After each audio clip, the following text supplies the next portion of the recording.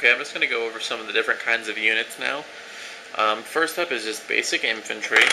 Um, Here's a few members from one of my Space Marine squads.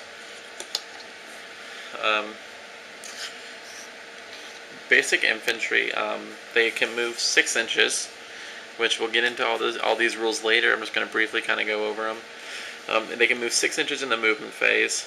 They can run d6 inches, which changes some of the different things they can choose to do. And they also can assault 6 inches. Basic infantry, they just have, their wounds, their attacks, and those stats I showed you. They can shoot 1 weapon, depending on what weapon it is, whether or not they moved. There's jump infantry. This is an assault marine, which is basically a space marine, like those ones I just showed you, but with a jetpack on. Jump infantry can move 12 inches, so they can move twice as far in the movement phase. Everything else with them is the same. They can run d6, they can assault 6, they can shoot 1 weapon, depending on what kind of weapon it is and everything. And just for reference, these guys here, these are a troop choice. This guy here, the assault guy, he's a fast attack. Here's another fast attack choice. These are bikes. There's bikes and jet bikes in Warhammer 40k.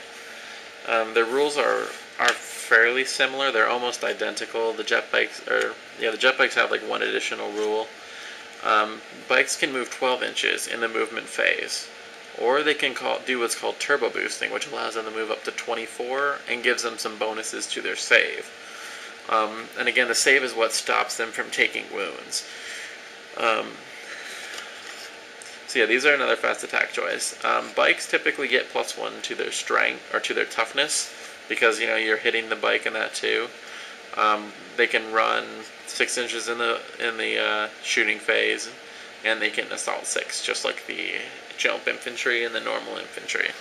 So the big thing with the bikes is their movement. Bikes can have a rule called relentless, which I'll go into later, but it allows them to shoot their weapons as if they didn't move. Another kind of unit here, this one is not all together right now. I'm actually converting this one, but this is a monstrous creature for the Tyranids. Monstrous creatures have some special rules. They get extra dice against vehicles' armor in close combat, and they ignore armor saves in close combat. They move through difficult terrain faster. They typically have somewhere around 4 to 6 wounds. This is a vehicle. This is a Chimera for the Imperial Guard. This particular vehicle is a transport. It can carry, I think, up to 10 or 12 guys.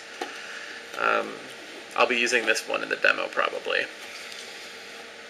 Transport, typical vehicles can move 6 inches, or can move up to 12 inches. If they still want to shoot, they can only move up to 6 inches. Vehicles can't run or assault unless it's a walker.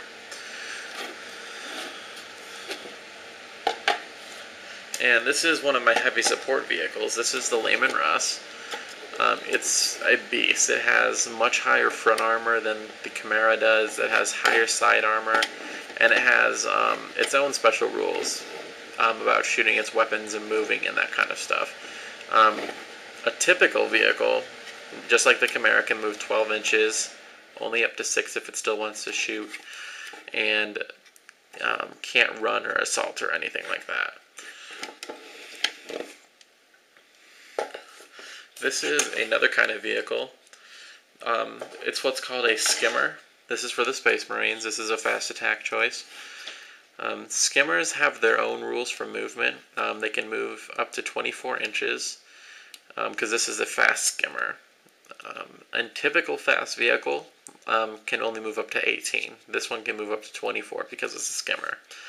If you notice, it's on this base with this clear stem, basically just to represent that it's floating.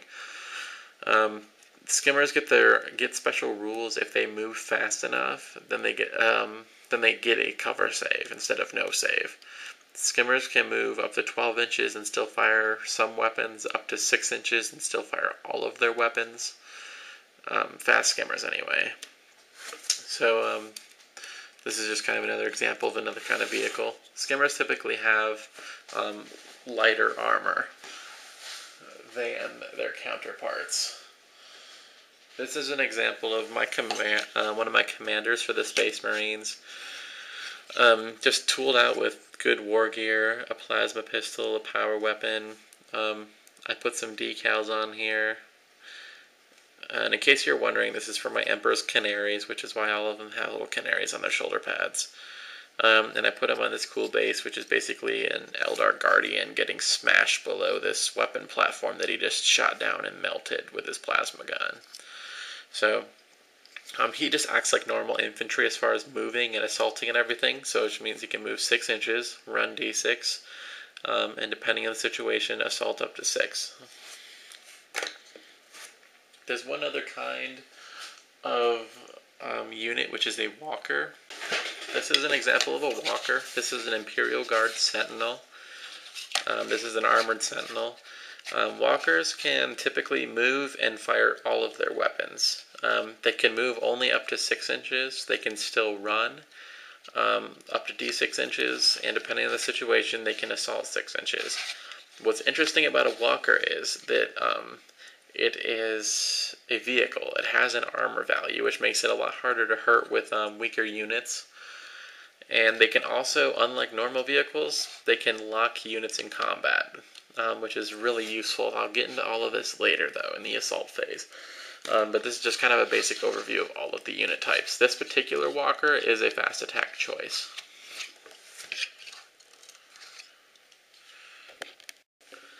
Okay, so there's a basic overview of the stats of the force organization chart and of the basic unit types. I know if you just started and you're just watching this video, it's probably a little bit confusing right now because you don't know what all of these kinds of things mean. You don't know